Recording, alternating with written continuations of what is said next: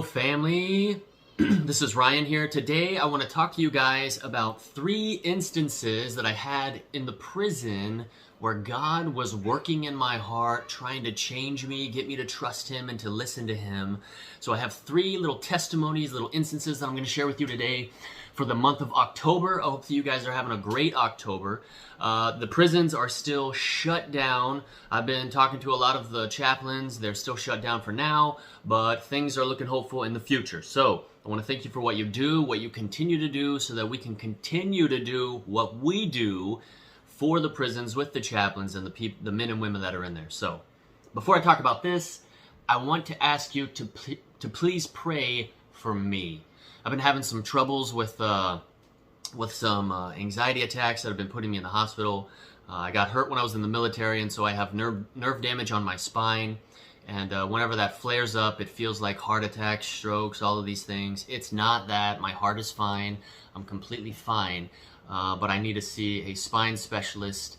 And just if you could pray for my anxiety and just my muscles, that they would just calm down. Please, I would appreciate that. My family would appreciate it as well. So, the first instance was where God was testing me to see if I would be faithful. Okay? Now, this instance showed up when I was out at La Palma and I was preaching and teaching out there. I showed up one day. I went to where I was supposed to teach that afternoon. The chaplain took me into the chapel there, and he told me that he had to leave and he had to go take care of some stuff, which was fine because there's guards outside the door. Whatever, I'm in there all the time by myself. He left, and for an hour and a half, I was in there by myself. No one came. No one came, and the whole time I was sitting there and I was praying, and I was like, God, what's this? Why didn't they come? Blah, blah, what is this? What is that? And as I was walking out of the facility after the chaplain came to get me, and he's like, no one showed up? I was like, no one showed up.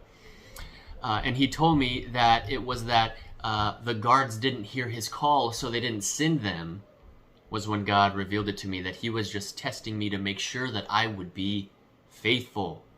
That I would be faithful, that I would show up even when no one else did. That if God said, Ryan, go, that I would go, because that's what brings Him joy. There's a lesson that He was teaching me. The second lesson that He was teaching me was to follow. Okay, so I had this teaching all ready to go, written down, studied it. Boom, I'm going into the prison. It's going to be good.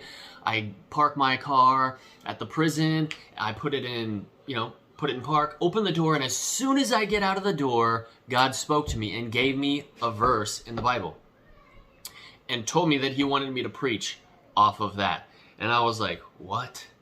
So here I am walking into the prison, having this this conversation with God, like, God, I didn't prepare on that. I prepared on this.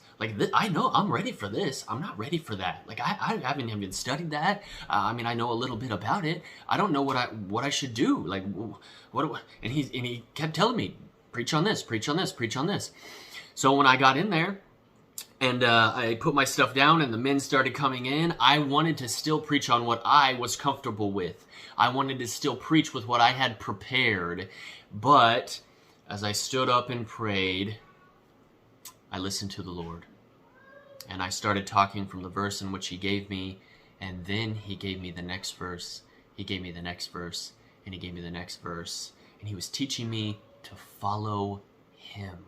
Not me, not my desires, not what I think is going to be good for these people, because He knows His sheep. He knows what they need, right? God does not promise to give us what we want, but what we need. He comes after the heart of man, and He meets us exactly where we are, and He wants to change us and refine us and make us new, but He can't if He's just talking about blah, blah, blah, blah, when we need this. You see what I'm saying? If we're talking about all of this stuff over here in the Bible, but we need to talk about this so that they can be convicted of the sin that they're in or the things that are going on in their lives.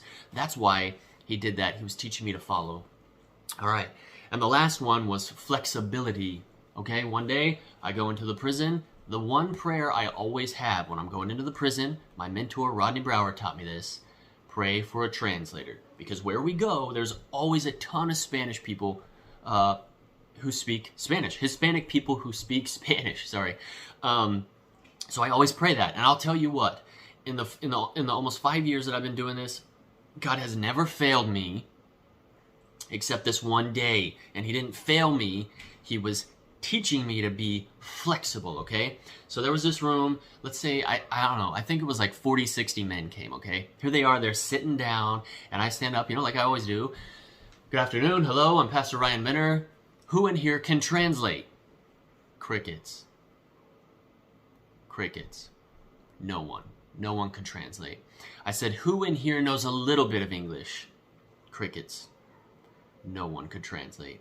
So, God, the Holy Spirit, told me to choose the man in the front row and tell him to come up.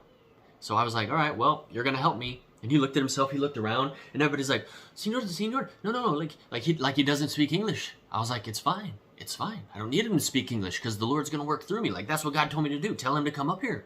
So I told him to come up here, and he stood next to me. Mind you, listen, okay, I had no idea what God was going to do. I had no idea.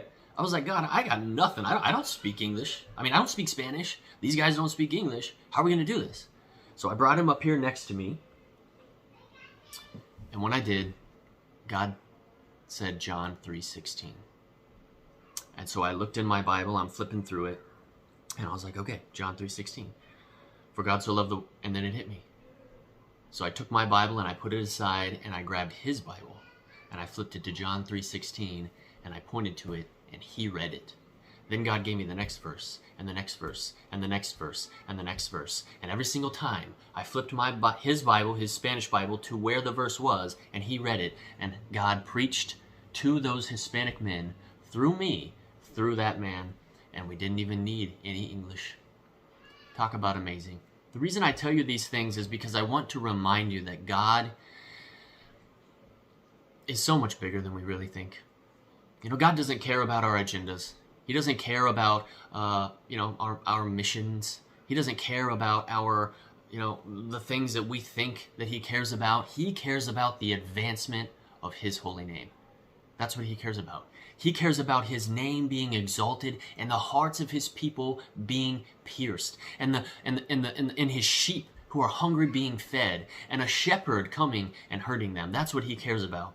But we get so caught up on all of our agendas and life and all of these things that we forget that he needs us to just be faithful. He needs us to learn to follow. And he needs us to be flexible. God bless you guys. Have a happy October. Hear from you soon.